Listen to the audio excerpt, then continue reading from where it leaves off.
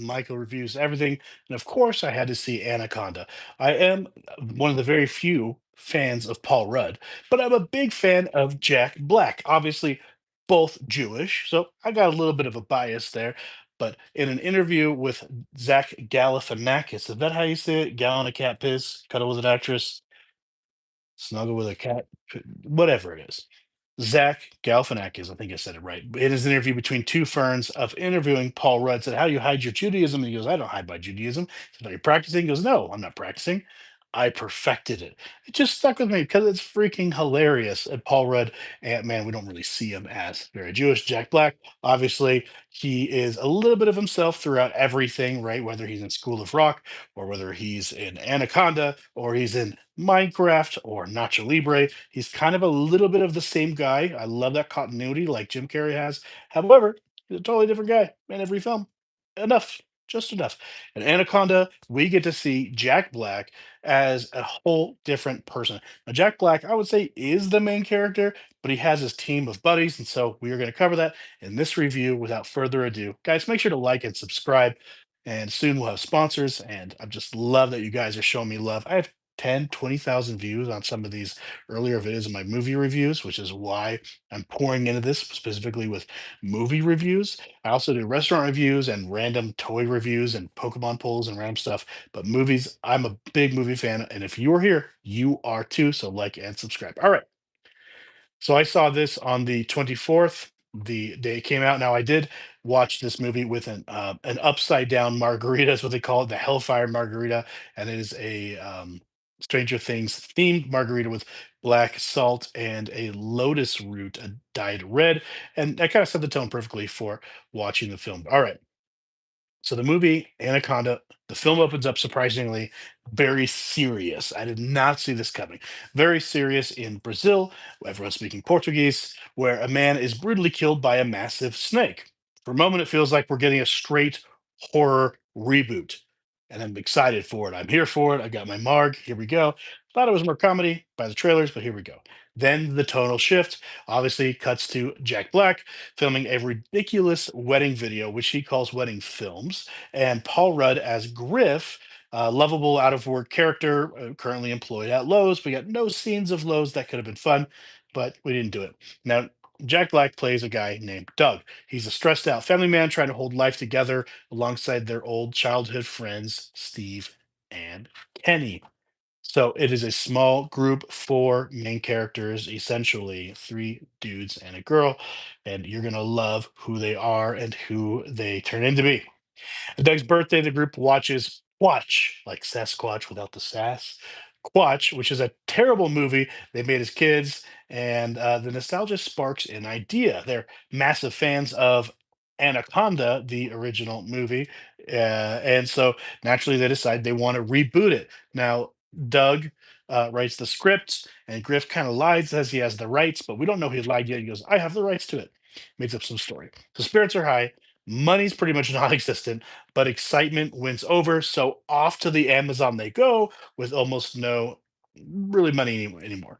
So I should have said spoiler alerts. I'm sorry if you haven't seen Anaconda. This is all spoiler alerts. I'm telling you what's happening. All right, get over it. You've had time. It's been out for like a week. That's the 24th. What's today? It's been out for a few days.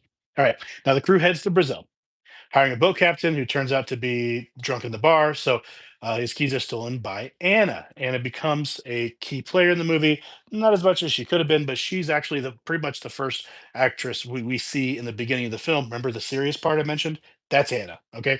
The one from the opening scene who's fleeing dangerous men. We don't know why yet. We don't know what's going on. We just know she's fleeing when we're on her side. Without realizing that she's not actually the captain, just someone who can drive a boat. They all take off down the river together. All right. From here, the movie shines visually. We get to see the jungle. We get to see the waterfalls. The river shots are genuinely beautiful. You can tell they're not CGI. You can tell they actually went there and they filmed these gorgeous shots to be able to see the Amazon in that external view before we get really close with the characters and go into the jungle. Just to see it on that big view was really, really beautiful. Maybe made me want to go visit Brazil and the Amazon sometime until we get to the snakes. All right. Now, they also hire a snake handler named Santiago. Santiago is a complete nutball. He's in love with a snake. It's really creepy, but it's hilarious. And they rent a real anaconda. The anaconda actually had a name, but I forget his name. He's pretty big, but I forget his name. If you remember what it is, put it in the comments. And so naturally, chaos has to follow, right? The snake escapes, slithers over Griff, and eats a bird while he's sleeping. He's actually doing a mask treatment, and everyone loses their crap. Everyone loses their crap. The next day, Griff tries to act with the snake, but he panics, accidentally gets it sliced apart on the boat's rudder. He throws it off him. The snake is chopped up a million pieces. And in the trailer, they say something like, they look at his head and they're like, maybe he'll be okay. No, in the movie, they don't actually do that. I love that. They actually, yeah, got rid of it. All right. So what they do is Santiago gives the snake a Viking funeral, like puts it on a raft, lights him on fire, and pushes him out. It's ridiculous. Somebody says, "Can I request a song? Song for me to review?" I love the idea. I review everything. So go ahead and send me. I don't know if you can DM me on YouTube. I'm kind of new here, but just post the song. I'll listen to it. I'll make a video. Deal? Deal. But you got to like and subscribe. Who is Bossman 5? I'm holding you to it. All right. One of the bad guys is killed. Bad guys die a lot in this movie. All right. Santiago and Griff head into the swamp to track the snake. Um, Griff panics and runs. Santiago does not. Right, I skipped something. Very important. Very, very, very important. After the Viking funeral, they decide we got to go find a snake. Let's just go on the Amazon and we'll just go find a new snake. Right? Makes sense. But there's a bigger snake in the Amazon, and this is the big snake, like the anaconda that this film is about. This thing is, I don't know how long it is. It's longer than my house. It's just a big old 100-foot something snake. Its head is like the size of probably a Volkswagen Beetle. Okay, when the other one had a head like this, I mean that's pretty big, but this head is just ridiculous. It can put a whole human in its mouth. That gives you some reference. Enjoy the nightmares. All right, so they go off, and Santiago does not survive. He gets eaten. All right, the group searches for Santiago, finding an abandoned camper and tent. Yes, they leave the safety of the boat at night and go off into the jungle. Now, inside, the massive snake is barely avoided. It comes up and tries to eat them. They finally get the car going. It's revealed that the bad guys are illegal gold miners, and they're now hunting the crew as well. So you have this layered story. These people who are reliving their old childhood memories, trying to film an indie film with no money. Dead snake, need to find a bigger snake, and then this parallel where this serious part of the story is the illegal gold mining operation that is barely mentioned, and there's these people going back and forth. It kind of just adds bullets to the indie film, which is great for them. Actually doesn't really work with the main plot. Was not happy with how it worked in the main plot because it just, I'll say it a little bit later, I'll say how it just kind of cut off randomly, but for now it makes it's just fun. It's just fun. All right, so from here on out, the film leans hard into jumping scares and meta comedy. The jump scares are very intense. I actually jumped probably 3 or 4 times, and I heard the whole audience like, "Oh God, ah!" It was pretty cool. The jump scares were pretty intense. I did like it. They were good. The group realizes that they weren't just making a movie anymore; they're inside the movie, which is a really cool mental transition. This is what they always wanted, and now they're scared crapless because it's actually happening, right? Anna unofficially Anna unofficially joins the crew, frustrating Griff and Claire, who's Claire's mid-divorce, by the way, and so she's got this little bit of a thing with Griff, but it's kind of touch and go. So during an argument, a passing boat casually shouts that they are rebooting Anaconda. All right, so Griff quits and escapes on a raft. Griff basically is fired because Doug realizes that Griff never had the rights. He made it up because he just want to get the friends back together, which is cool. But this massive ship, and it's like, yeah, Sony's rebooting it. No new ideas, right? And I love how they brought that in because this movie is actually put on by Sony. No new ideas, but it works. So Griff completely, he just escapes on a raft. So this is where the movie goes completely off the rails. Oh, you thought that was weird? This is where it gets completely nuts. It doesn't make any sense. So Griff discovers a massive destroyed mining operation. He tries, not the mining operation. I'm sorry, the filming operation. He sees the Sony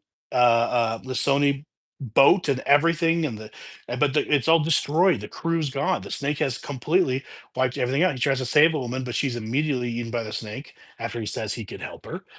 He freaks out and tries to go back in a comedic way. So Anna later pulls a gun, marches everyone to the dock off the boat, and reveals that she's actually one of the illegal miners. And a man claiming to be with the government shows up. So plot twist, right? It's got to be a plot twist. There's a role reversal, but first she makes them pull up these like 7, 8 big old things of gold, just big old bags of gold. All right.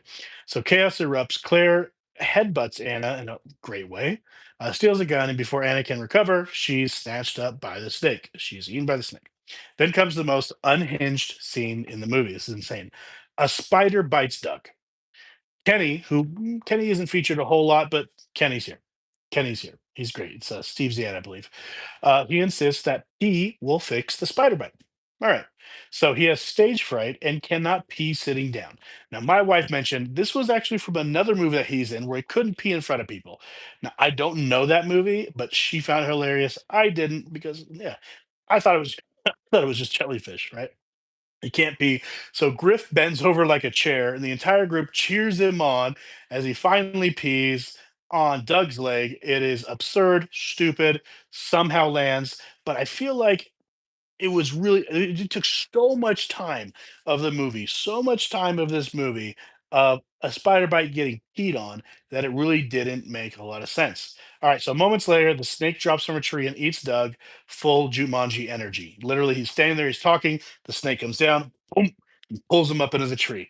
Just like in Jumanji, it was kind of fun to see that again, but I kind of knew what was happening based on that scene. So it was fun, but I kind of saw it coming. So, except later, the snake spits Doug out along with a boar. So I don't know. The snake goes around eating people, and now the snake goes around just spitting people out if they're main characters. Yeah, I don't buy it. So they tape the boar to Doug's back and stuff a dead squirrel in his mouth and use him as bait so they can get away because they think he's dead, right? So Doug wakes up mid plan, runs screaming with the boar attached. And while this is actually, I laughed my ass off during this part, he's running like, "What's on my head? What's on my back? What's taped to me?" And they're like, "Don't ask. Long story. Just run." And he's like, "Ah!" And all of a sudden, the boar wakes up. The boar is screaming.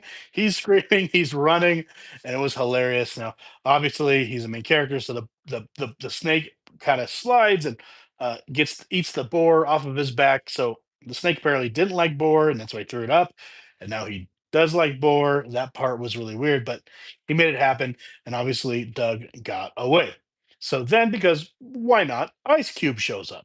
Well, he's in the original. Why not? Shows up, fires flares at the snake, saves them, takes selfies, says he's off to rescue Jennifer Lopez, J Lo, obviously our favorite. So final act of the film, the group decides to blow up the snake and film it.